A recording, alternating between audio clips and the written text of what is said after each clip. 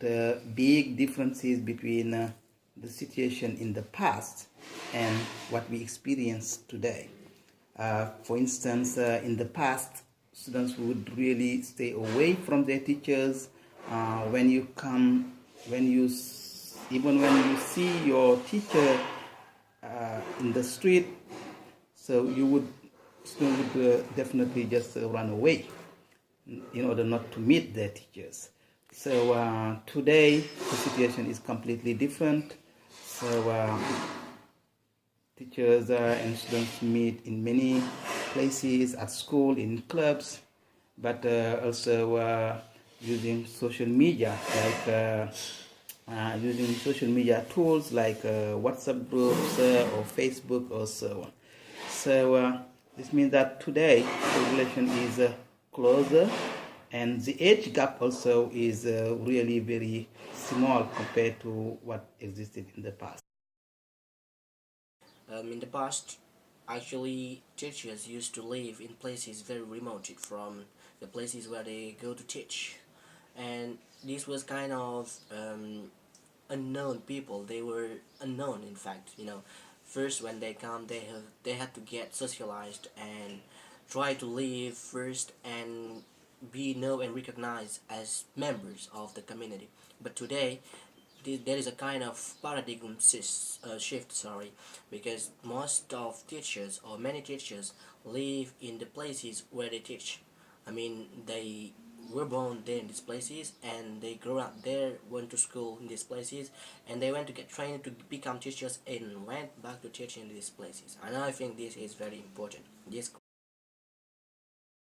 Both teachers and students belong to the same generation.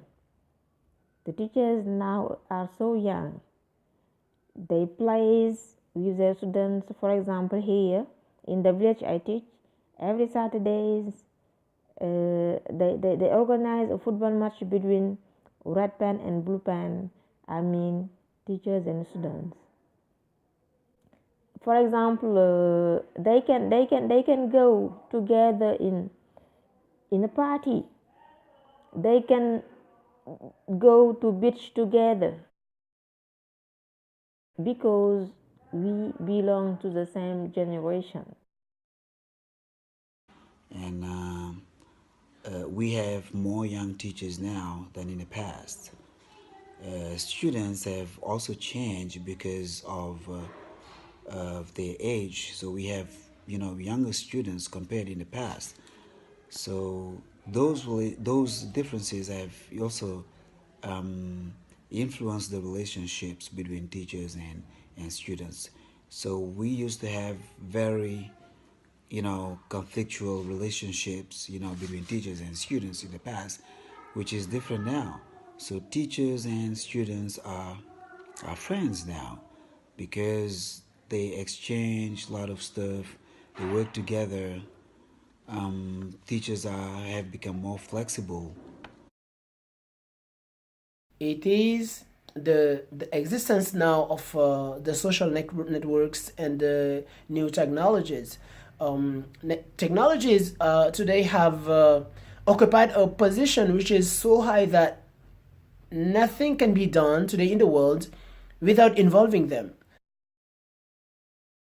And also you can see teachers living in the same house with students. I mean, they're here in the village. We live together. Okay, we eat together.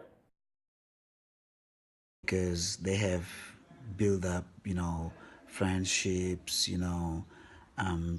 because teachers, they consider now their learners as their collaborators.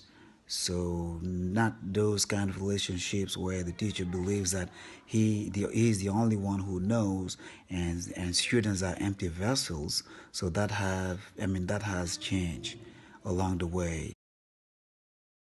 To put it in a nutshell, in the past, relationships used to be teacher-centered, professor-centered, and it was rather a rigid approach. But nowadays, the approach is more acceptable, it's more digest, it's based on a student-centered approach.